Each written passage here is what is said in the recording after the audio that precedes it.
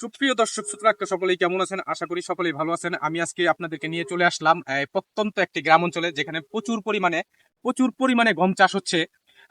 এই গমগুলো দেখতে আসলে একটা একটা সোনালী ফসল, যে বাংলাদেশের যে সোনালী ফসল বলা হয়, আসলে আপনারা দেখেন একবারে আপনারা হুবহু একটি সোনালী ফসলের মতন এই গমগুলো দেখা যাচ্ছে।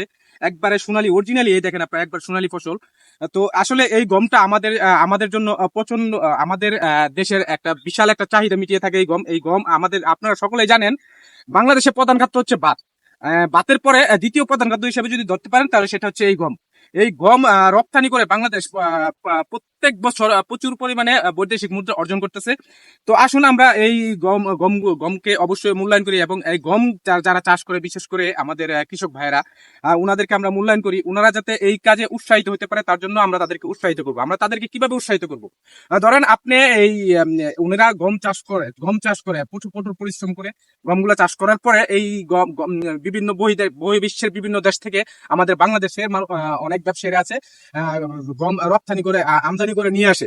যখন আমদানি করে নিয়ে আসে, তখন এই গমগুলা দেখা যায় যে আমাদের দেশের কৃষকরা যে এই গমগুলা চাষ করছে, তখন এই আমদানি করে আনার কারণে দেখা যায় যে আমাদের দেশের গমগুলার দাম কমে যাচ্ছে।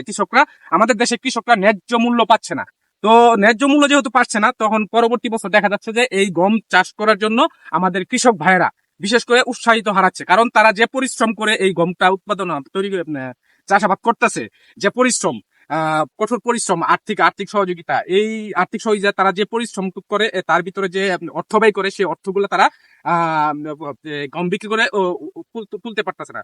যার কারণে পরবর্তী বছর থেকে দেখা যাচ্ছে গম চাষটা বাংলাদেশে কমে যাচ্ছে। যখনই বাংলাদেশে গম চাষটা কমে যাচ্ছে, তখনই দেখা যাচ্ছে বহির্বিশ্ব থেকে গমের দামটা বাড়িয়ে দিচ্ছে, আর আমাদের বাংলাদেশ থেকে সেই গমগুলো রপ্তানি করে নিয়ে আসতেছে আমাদের খাদ্য চাহিদা মেটানোর জন্য। তাই আমাদেরকে অবশ্যই উচিত, এই যখন আমাদের দেশের কৃষকরা এই গমগুলো চাষ করবে, আমাদের অন্যান্য বহির্বিশ্ব থেকে আমাদের গম রপ্তানি থেকে বিরত থাকতে হবে, এবং আমাদের দেশের কৃষকের কাছ থেকে গমগুলো ক্রয় করে তাদেরকে ন্যায্য মূল্য দিতে হবে, যাতে তারা পরবর্তী বছর এই গমগুলা চাষাবাদ করার জন্য আরো উৎসাহিত হয়। আর তো আপনারা সকলেই জানেন এই গম আমাদের দেশের খাদ্য চাহিদার বিশেষ একটা ভূমিকা পালন করে থাকে। এই গমের মাধ্যমে আমরা আমাদের দেশের প্রচুর পরিমাণে খাদ্য চাহিদা পূরণ করে থাকি।